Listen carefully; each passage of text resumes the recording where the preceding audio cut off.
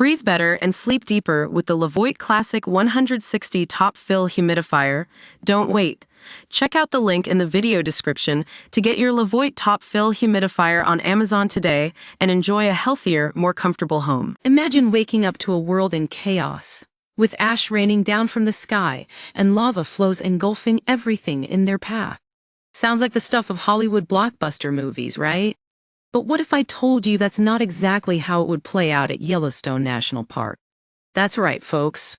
While many of us have grown up hearing about the potential dangers of a supervolcano eruption, the reality is far more nuanced. Mark Stelton, deputy scientist in charge at the Yellowstone Volcano Observatory, says that even if a massive eruption were to occur, it would be anything but catastrophic. The idea of a super eruption is often sensationalized, he explains.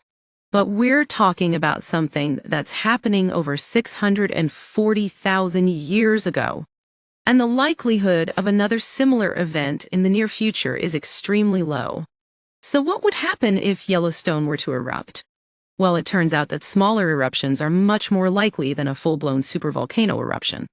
These events might produce lava flows or domes, which, while still dramatic, wouldn't pose too much of a threat to humans.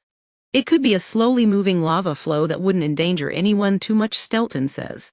I'd suspect there would be potential for wildfires as the lavas erupt at high temperatures. Park roads and infrastructure could be compromised, but the effects away from Yellowstone would be minimal most likely. Now, you might be wondering what these smaller eruptions look like in action.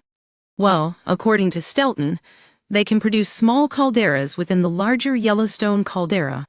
Take the west thumb of Yellowstone Lake, for example. It's a caldera formed during an eruption 160,000 years ago.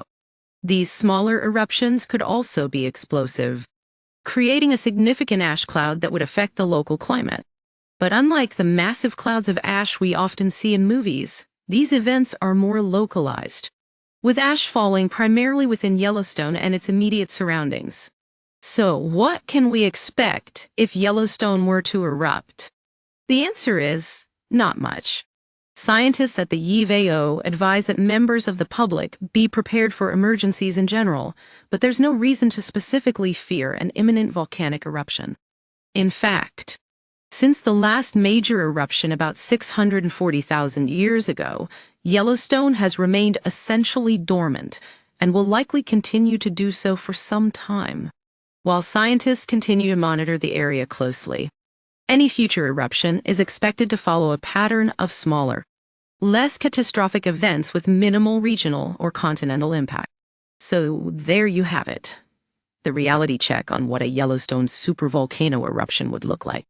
No ash-filled skies, no apocalyptic landscapes. Just a potentially dramatic but ultimately contained event that's more of a nuisance than a nightmare come to life.